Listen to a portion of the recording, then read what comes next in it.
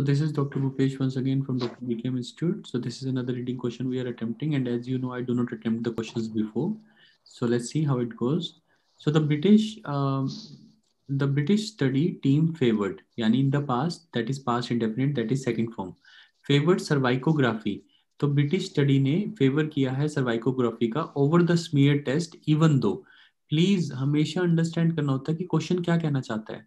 मतलब क्वेश्चन, इस क्वेश्चन को पढ़ना बहुत जरूरी है और ये दो words are very important to be understood.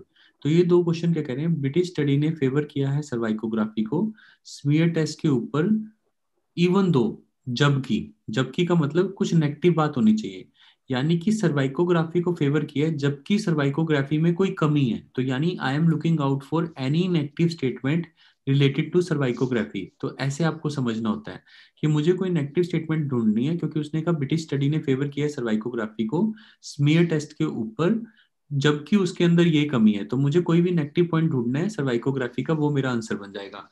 How does the cervicography compare to standard smear test. तो टॉपिक ठीक है. Doctor in the US study 3000 patients attending for their routine and annual smear. All the women had cervicography as well. 54 of the photograph was classified as abnormal compared with only 12 of the severes. तो मतलब cervicography में 54 negative लोग आए, मतलब जिनके अंदर लगा कि कोई गड़बड़ है, कैंसर है या कुछ भी है, और जबकि वो सिर्फ 12 स्मीयर टेस्ट में. यानी ये तो बात है कि ये ज्यादा बताता है, मतलब ये टेस्ट में ज्यादा पता लगता है कि कितने लोग बीमार हैं. अब British study was also encouraging. तो ये सबसे इंपॉर्टेंट पॉइंट है ब्रिटिश स्टडी, और मेरा क्वेश्चन ब्रिटिश स्टडी के ऊपर है. तो ऊपर वाला तो मेरा इंपॉर्टेंट था ही नहीं अभी तक paragraph. So important paragraph is starting now. अब British, because my question is on British study. So British study was also encouraging mild champion until recently. Also at the Royal Northern examined 200 women attending a clinic for this medication. He found that cervicography picked 98% of the abnormalities. यानी ये तो बहुत better है, लेकिन मेरे को तो negative बात ढूंढनी है. The conventional smear test failed to detect 50%, 58%. तो कन्वेंशनल, जो कन्वेंशनल का मतलब हमेशा पुराना, ऑन जो पहले से चला रहा है, ट्रेडिशनल भी कह सकते हो या ओल्डर भी कह सकते हो. ओल्डर स्मीयर टेस्ट सिर्फ 58% पकड़ता है, यानी ये वाला बेटर है, पर मेरे को तो नेगेटिव चीज ढूंढनी है. One disadvantage of cervicography is that coloscopist is likely to call the woman in for the examination if her cervix looks at all suspicious. तो प्रॉब्लम ये है कि उस वुमेन को आना पड़ता है क्लिनिक में अपने एग्जामिनेशन के लिए, तो ये प्रॉब्लम है. In companion study 16% of the false positive rate is preferable. ये वाला लाइन मेरे काम की नहीं है. तो मेजर ये है कि भाई उनको आना पड़ता है.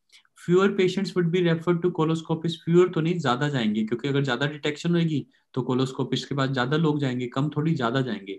Women without abnormalities would be referred to कोलोस्कोपिस्ट.